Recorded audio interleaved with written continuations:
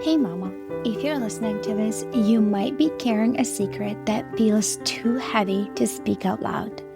You look like you got it all together, you serve at church, maybe you even lead a Bible study.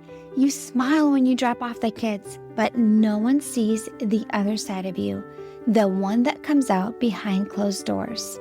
At home, you are a completely different person. You yell, you explode, you scream at your kids, sometimes in their face. You tell them to shut up. You grab them too harshly. You throw things across the room. You smack them in anger, twist their ears, spank them in rage, and immediately after, you are hit with a tidal wave of shame. You cry alone in your room and you whisper, "God, what is wrong with me?" You feel scared and disgusted by your own reactions. You're terrified that someone might find out. You wonder if your kids would be better off without you. You feel unworthy, broken, and too far gone to be redeemed. You try to fix this on your own. You listen to podcasts, parenting books, download freebies, but nothing changes. You keep falling back into the same patterns, and it feels like you are stuck in a cycle that you can't break. You don't trust yourself anymore, and if you're honest, you are afraid of who you become. But here's the truth, Mama. You are not beyond hope. You're not alone, and with God's help and the right support, you can change. I'm Elizabeth, a mom of 4 and an anger management coach for Christian moms. And inside my Calm Christian Mom coaching program, I guide women just like you through a powerful transformation. This isn't shallow behavior management. We go deep. We address your triggers, your stress, your mindset, your nervous system, and the spiritual root behind your patterns. We invite God into every layer and walk hand in hand towards healing. In just 12 weeks, you can become a completely different mom, unrecognizable. One who leads with patience, not panic. One whose children feel emotionally safe around her. One who cultivates peace. This summer, I'm offering a Calm Mama strategy session, a powerful 15-minute one-on-one coaching session designed to help you uncover the root of your anger and receive spiritual, emotional, and practical support. It's your chance to experience what coaching is like with me before diving deeper into ongoing support. If we both feel like the full program is the next right step, we can talk about what that looks like for you. You don't have to keep living like this. Your family is worth healing, and so are you. Use the link in the show notes to book the Calm Mama strategy session.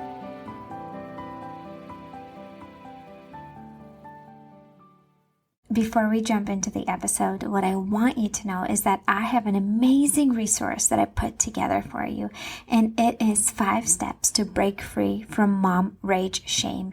If you've been in this podcast space for a little while, I know that you're struggling with mom rage, and that's why you keep listening to these episodes. You're trying to figure out, what can I do to make things better? Well, if you are struggling with that and you feel like at the end of the night you're the worst mom in the world, your kids are going to hate you, your relationships are ruined and doomed for the rest of your life with your kiddos, you're not even meant to be a mom, if those thoughts consume your mind, I would encourage you to download my free training, and it comes with a workbook that you get to go through as you watch the training and reflect on what's going on and how you can overcome the mom rage shame.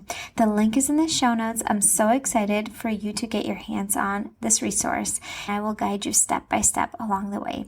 Now, I want to introduce to you Brittni. Brittni has been on my show before, and we will be talking about what to do when you're drowning in overwhelm. Like, what are the steps to get out of that? And she will be mentioning 3 things in this podcast episode. Without further ado, welcome Brittni to the show. Hey, Mama, welcome back to Emotionally Healthy Legacy. Today I have a guest with us. Her name is Brittni, and Brittni was actually my first guest on Emotionally Healthy Legacy like a year and a half. And I will link in the show notes the episode we had there. And she shared her story about how she struggled with depression and how she was able to overcome that with a lot of like mindset shifts and healthy habits and changing her life that way versus, maybe some of the other traditional ways people cope with depression. And now she became a coach for moms. She helps moms with mindset and moms that are struggling with like also overwhelm and negative thoughts and feel like they're drowning a little bit in motherhood. So today we're going to be talking about where do you start when you feel like you're drowning in mom life? Because Brittni relates. She has 3 young boys. I have 3 boys, 11 and under, and a baby girl. So we've both been there. So this is what we'll be talking about. So Brittni, welcome. I am so glad that you're here today. Hey, it's so glad to be back. My goodness, it doesn't seem like it was that long ago, and yet it seems like it was a lifetime ago that we last recorded like this together for your podcast. Yeah. So I am Brittni Clarkson. I help moms through their overwhelm, their stress. I'm the host of Meant to Bloom podcast, and I firmly believe that we are meant to bloom, and so much feels heavy. And it feels like we're buried so often. And I think we need to be there sometimes. Yeah, and we don't have to stay there though, right? We don't need Right. to stay in there. It's okay that if you are there right now, mama, but you don't have to stay there. So before we get into it, I want to ask you an icebreaker question. What is Yeah. something you've been loving lately? Okay. So I gave this a little bit of thought because I knew you were going to ask it. Honestly, what I've been loving lately is I'm rewatching Once Upon a Time on Disney Plus. And like, I don't know, it feels like, oh, we shouldn't do screen time. I shouldn't be binge watching TV and stuff. Like, that's not a positive. But I think like what we watch really matters. And actually like just honestly, so like if I'm being honest, that's what I'm loving right now. Anytime I have a free time, I am pulling up Disney Plus and I'm watching Once Upon a Time, which I mean, if you don't know, it's a story that's like kind of retelling a lot of the old fairy tales. And so, I mean, just the little girl in me loves that. But there's such an underlying message of hope and light overcoming darkness throughout the whole show. And rewatching it, just I keep seeing all these little nuggets of, hope. Hold on when things feel dark because light always wins against darkness. And I just feel like it's so relevant to like life. And I'm like, this is a fun way to entertain myself. This is so much better for me than watching like serial killer documentaries. Fill my head with fear. See, Let's watch something I've that fills me with never, hope. yes, I've done CSI and like Bones and stuff like that, but then they started to like frame the main characters and there were serial killers. And I'm like, I can't do this no more. I had to stop. And I noticed that it would give me anxiety and fear. I had a hard time sleeping at night. So that is actually like simple thing, like a shift that we as moms need to be aware of, just in general humans, but like we're speaking to moms here, that what we consume matters and it contributes to our mental state. So if you're experiencing lots of anxiety, like think about what are you consuming in your day-to-day life? Like who do you follow on Instagram?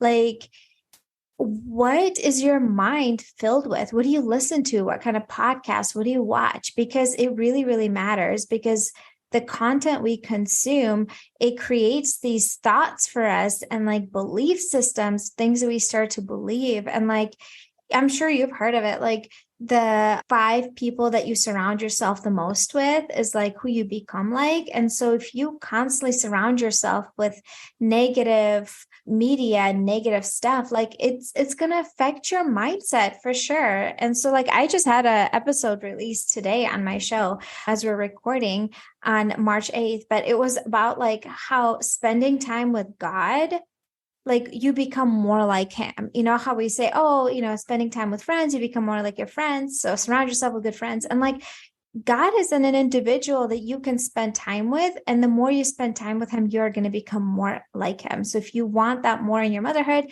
you can do that. And that's like a practical, I think, actionable thing that you can start implementing today.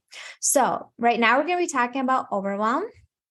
What do we do when we feel like we're drowning in mom life or so overwhelmed?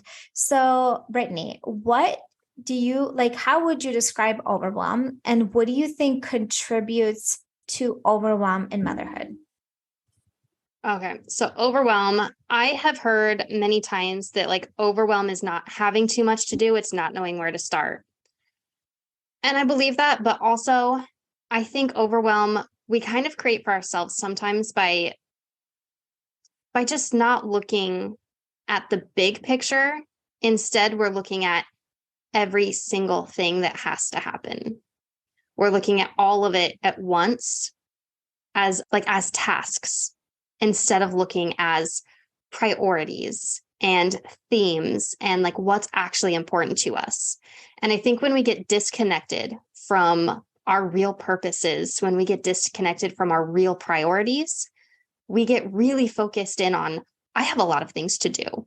I have to keep up on all these things. I have to do this. I have to do that. I'm the only one taking care of everybody. And it's like a self-centered focus, really, thinking about everything we have to do instead of thinking about like the people who are important to us, right? Especially as moms, we get really distracted by like, I have to do the dishes. I have to do the laundry and nobody's listening to me and I need to control my children instead of looking at, I have a relationship with the other people in this house.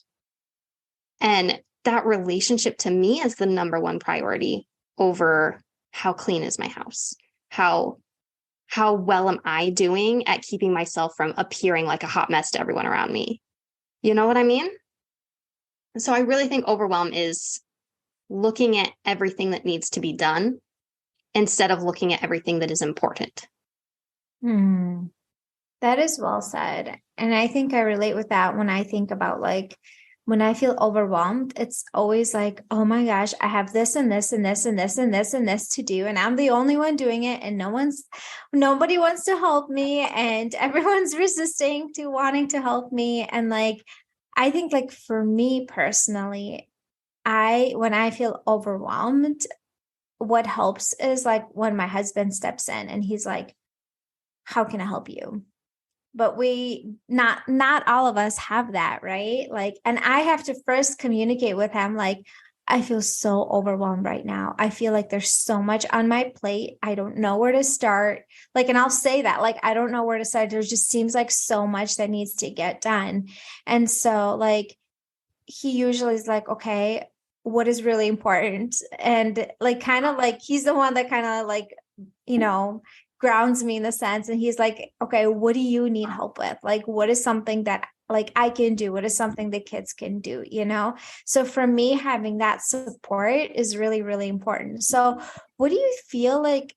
Where do we start? So if the mom is super, super overwhelmed right now, she has all these thoughts, like all these things swirling in her brain that she needs to get done.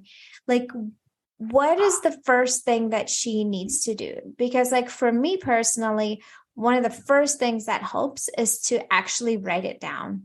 Everything that's swirling in my head, I need to like get it out of my head and on paper so it's not swirling in my head anymore. So what do you think is the first step when a mom is super overwhelmed?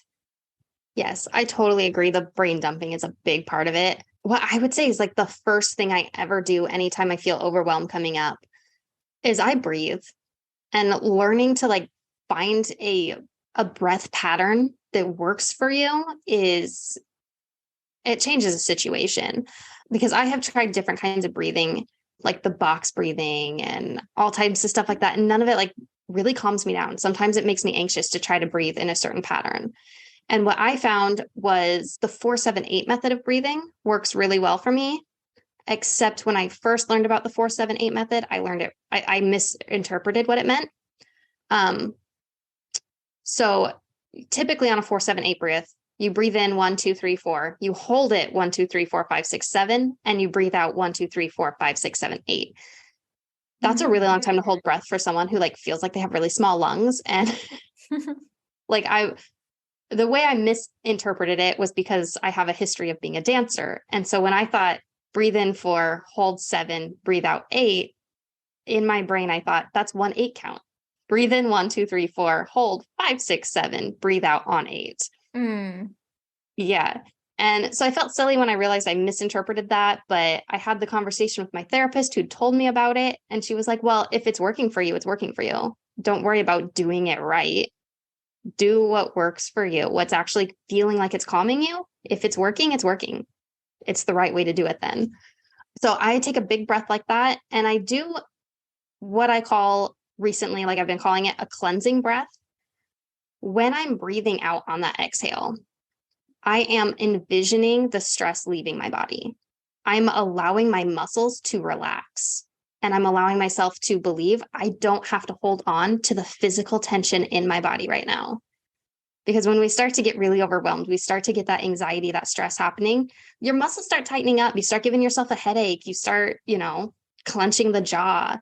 And if when you exhale on a big, deep breath, you just allow it to cleanse you, allow it to relax you, let it go physically, let go of the stress, you can then approach the situation differently. You can then approach your overwhelm from a reset, what is it? Like the nervous system, like a resetting your nervous system a little bit so that physically you're going into this from a better place. Yeah, I relate with that because, like, let's say I am making dinner, right? And the kids are allowed, and there's homework to be done, and they're resisting homework, and then like everything just feels super chaotic. And I had that the other day, like, and so like for me, I'm like, okay, I turned off the stove, turn on some screens for the kids, and let the baby run around, gave her a snack, and make sure she locked all the bathrooms. She loves to go into the bathroom and dip her finger in the toilet and put it in her mouth. It's silly and it's funny, but like, okay, there's a story where she did it once when there was poop in the toilet. Like it was gross. Gosh. It was gross. Anyways, back to the story. Like I had this the other day and I had to like remove myself from the physical chaos. So my room is pretty like decluttered. It is like I intentionally did that. Like I don't have much in there. So it feels more peaceful and calming. Sometimes I have laundry baskets, but most of the time like it's pretty decluttered. And so I was able to sometimes I live in Florida. Sometimes I'll be like, okay, kids go outside in the wintertime, it's nice here. So, or I will turn something on because that's when they're least likely to interrupt me. We talked about it right before we recorded because you get it as a working mom. And I will literally remove myself if I don't have my husband to help out. Like sometimes he works late or has a second shift, like I will remove myself and I will go to my room, making sure I do not grab my phone. Okay. So if I grab my phone, I really, really am tempted to just like escape. But since I love social media, I don't really have anywhere to escape. So my phone literally feels useless most of the time. And so I will just leave my phone in the kitchen. I will go to my room and I will close my eyes. I will lay on my bed and I will just take deep breaths. Okay. Just breathe in. And sometimes I'll tell myself, breathe in peace, breathe out stress, breathe in calm, breathe out overwhelm. And just like you said, like imagining almost like that stress leaving your body. If my husband is home, I ask him to take over if that help is available, and I will like brain dump because I need that to get it out of my head. But if he's not available, just even having like 5 minutes to just literally take some deep breaths and just calm your mind. Sometimes I'll step outside in the backyard because again, it's nice where we live, and I will just look at the trees, close my eyes, let the sunshine go on my face, and just like take a moment to just be mindful and just ground myself, really, to just calm my nervous system.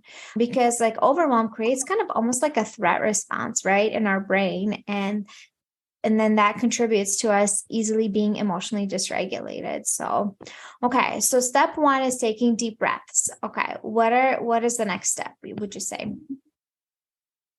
I would say to reframe the situation in your mind, like flipping the mindset, not just totally, like, brain dumping comes into it and killing your to-do list comes into it for me.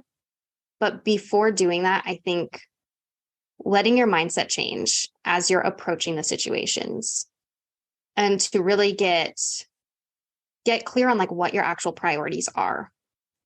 There was one other layer to overwhelm that I kind of wanted to interject and then I lost it for a moment. But there's one other part of overwhelm where we have all of these things that we feel like we need to do and we have to do, that we forget to question, that we have this question in the back of our mind asking us, nagging at us, and we forget to ever really confront it. But who are you if you don't complete the tasks?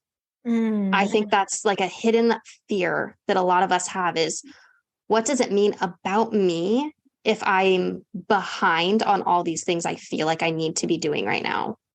Mm-hmm. Who would I be if I could just let it go and focus on what's important instead? So I think getting aligned with your priorities and thinking what's really important in my life right now, is having my kitchen totally clean actually what's important at this moment when that's the thing that's stressing me out? Am I only doing it because I think it will ease the stress and overwhelm that I have? I think if you get grounded more, like for me, it's so the relationship with my kids. Like I would rather have my kitchen be messy and spend a moment with my child where we are co-regulating and we are seeing each other eye to eye for a moment and let my kitchen be messy than to be in my kitchen trying to clean it, yelling at my kid to get out of my way. So in that sense, like I've embraced a bare minimum when it comes to the cleanliness of my house. Mm-hmm. As long as my house is clean enough that it is a safe environment for my kids, then I allow myself to let it go when it feels overwhelming. And I say, you know what? I know how dirty my house can get before I need to spend a day resetting everything. Mm-hmm. And I will allow myself to relax and rest with my children, go play with them, go watch a movie with them. If I'm feeling overwhelmed and like triggered by everything, if I can train my body, train myself to just let it go and go live my life for a moment, then I can go back and I can clean up and I can approach it from a better place. And then I can be, my goal is always to be doing things from a place of love instead of rage cleaning. Yeah, well, I like what you said. How would you give us an example of like, how would you actually change that thought and redirect it? Let's say you go to your room for a second, take some deep breaths, and your mind is telling you, I have all these things to do. I have to do this and this and this and this and this, and everything is all on my shoulders, and I'll have to do it all. And everything feels so hard and overwhelming. And I feel like I'm going to lose my cool and explode right now. Like, what do you say to yourself in that moment to capture that thought and to stop it and to redirect it? Like, walk me through that process. I don't think it's really something that can be like one and done in the moment fixed. I think reframing and really shifting the mindset, it's kind of like building a new habit. All right, your brain's in this habit of thinking, oh, if I do this, it means this about me. If I don't do it, it means this. If I'm not keeping my kitchen clean, it means I'm a mess. It means I'm not doing a good job as a mom or wife. We create these beliefs in ourselves. And so you have to like deconstruct the beliefs about yourself and you have to build that up from a strong foundation. So really, I would say reflecting on what are the thoughts you're really having what are the beliefs about yourself you're really having that are tearing you down and that are telling you that everything has to be done in a certain way. Question those things. And I would journal through it. I would pray through it. I would go for walks and just reflect. And in the meantime, we mentioned before, immersing yourself, like surrounding yourself with the positivity. You are the 5 people you hang out with. You are, the 5 shows you're watching. Like you are who you're following on social media. If you're going to change your mindset, you have to be conscious of those things at the same time. Start filling yourself with the positive thoughts. Fill yourself with the word of God. You know, you have to like overwhelm yourself with positivity, really, to undo these thoughts that you're having and these beliefs that you're having about yourself. Because you're not going to show up fully if you're thinking that, well, if I don't meet this mark that I created in my own head, it means I'm not doing a good job. You're the one who created that mark. You're the one who created that belief, and you're the one who can change it. Mm-hmm. I know that when I listened to your podcast, you had a similar episode on there, and you talked about a mantra or a statement you repeat to yourself in moments like this to help you reframe your mind. Can you share some of that with us? Yeah, I've got 3 pretty common like mantras and statements that I go back to a lot. One of them is one thing at a time. I get overwhelmed very easily. Like I wake up with anxiety some mornings and it's just like, oh, my whole morning routine. It's just so many things I have to do. And I have to remind myself, well, it all gets done. That's the second mantra I have. It will get done. I have this pattern of waking up, doing my contacts, letting the dogs out, starting coffee. And if I'm letting myself get overwhelmed by it, then I was like, wow, there goes my whole morning. I just started my day on the wrong foot. A deep cleansing breath, releasing that stress and reminding myself one thing at a time, because it's going to get done and it will get done one thing at a time. It won't get done if I try to sit here and paralyze myself with the stress of I have to do all of it. We only do one thing at a time. And then my third, so it's one thing at a time, it will get done. And the third affirmation that I really cling to and use very, very often is I am already enough. Yeah. And I think it's like, because when we are overwhelmed, when we feel like we can't keep up with a house and the housework, like, what is the thought that comes in? I'm not good enough. I'm not a good enough wife. I'm not a good enough house mom or housewife. I am failing at this. I'm not good enough. Isn't it crazy? Because I know that is something I would catch myself even saying a lot. Like because I'm working from home, and you get it too. Like you can't work and do housework at the same time, right? Like you can't record a podcast and do housework. It's one or the other. And right now in the stage that I'm in growing my business, I choose to do podcasting because that is what lights me up. That's what fills my cup. I feel like this is some part of my calling. This is what I'm called to. Well, that means some of the housework is not getting done, right? And in general, my husband is pretty good about not saying anything about it. But sometimes when the laundry piles up and I don't keep up with it, and like he'll make a comment, and I'm like, the first thing that comes to my mind is like, I'm not good enough. I'm failing at this job. I'm not good enough. And I like that is part of your mantra and statement that you repeat to yourself. I am enough. I'm good enough, because I know that so many moms relate with that specific thought that like, I'm failing. I'm not good enough. I don't measure up. And just like, yes, most of our thoughts are unconscious. We don't like intentionally put them in there. And most of our thoughts are actually negative. I don't know if you knew this or not, Mama, but most of your thoughts are negative. I think it's like 95% of our thoughts are unconscious. And I believe it was 90% of our thoughts are like repetitive and like negative thoughts that keep coming back. And so like in order to fill your mind with positive things, that's an intentional practice. That's why like morning practices and journaling and reflecting and just even like getting in the word and Bible and scripture. What does God say about me? Like, right. Like all those things, like it is so important. Like your mental well-being matters, because when you're mentally struggling, it will spill into the rest of the family. You know this better than anybody, Brittni. And if you like listen, I will link that episode that we did, the first one together. Brittni talks about her journey of like being depressed and how that was spilling into her motherhood, because you want it or not, it does spill into your motherhood and your day-to-day decisions and actions and responses, like when you're mentally struggling. Anything else you want to add to like what else you would do if you're feeling overwhelmed? Yeah. So the next thing I would really do is kill your to-do list. Okay. This has been like a year-long experiment for me. I quit keeping a to-do list for the most part for about a year. And it was really hard for me at first because I kept a to-do list every single day. And when I realized that my to-do list wasn't helping me, it wasn't keeping me on track, it wasn't keeping me focused. It was something I was training myself to distract myself from and then allowing myself to feel guilty over. And so I've actually renamed it. It was not a to-do list, it was a doom list.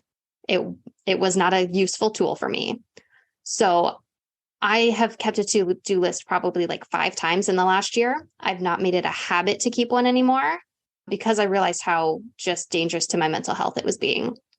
And so the way that you can kill your to-do list right now, if you have one, is brain dump everything just right off. Make sure it is like a full on everything that's weighing you down, put it on a brain dump, empty that out so that you don't feel like you have to keep thinking about these things over and over again to hold on to them.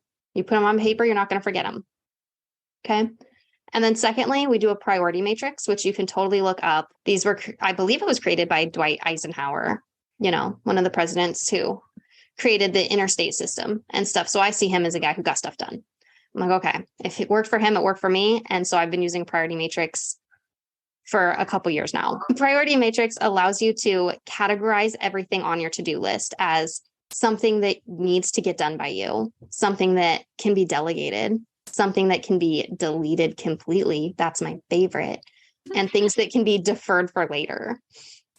And I can give you guys a link to where you can find a priority matrix to print up, which actually I have one in my Stress Less toolkit, which is one of my freebies for you. So I can totally give you that link, or you can just go to brittniclarkson.com/stress less.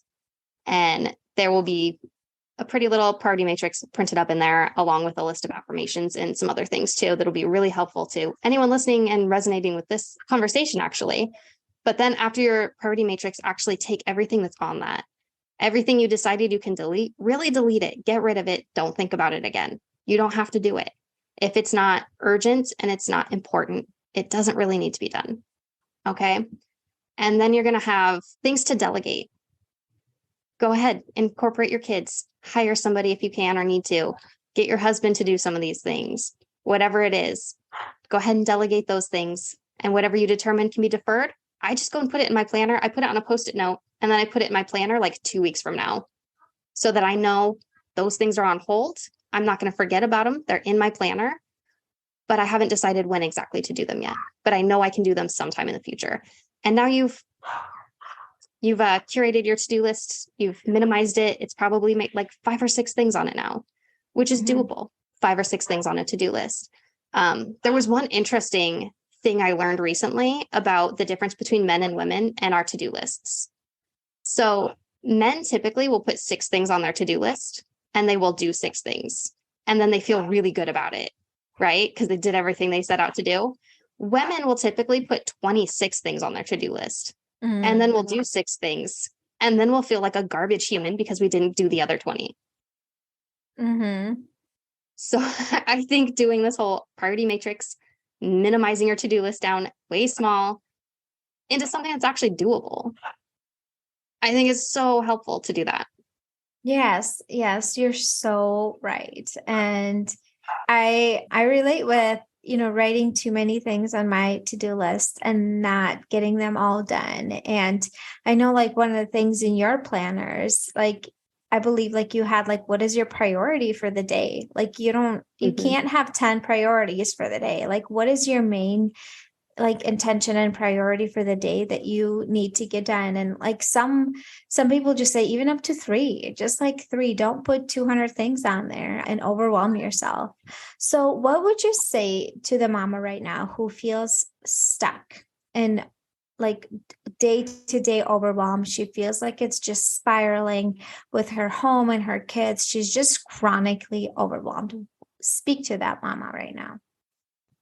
So the mama that's really overwhelmed right now and you feel like everything is just heavy, you feel buried, maybe even under just a ton of crap. I'm going to tell you what you don't really want to hear is that where you are is important right now. And like sometimes we have to be under that overwhelm. Sometimes we have to be buried. We have to feel heavy. Because here's the thing, I want you to hold on to hope. And I want you to know that even when you feel like you're in this dark place, a very heavy, dark place, that's exactly where a seed has to go in order to grow its deepest roots. And you have to do that work of shifting the mindset, doing the inner work, getting rid of the negative junk and clinging on to the positivity in order to spread your roots down and start growing taller, start rising up, breaking through that soil to see the light. And that is where you will eventually bloom. It takes time and it starts in the dark. But I believe you're meant to bloom. Based my whole concept around it. Yes, you should go listen to Brittni's podcast. It's all about how you were meant to bloom, mama. What is one thing that you want our listeners to walk away with? I just want you to hold on to hope and to know, like, even if it feels dim and dark right now, it's not going to stay that way. It is temporary.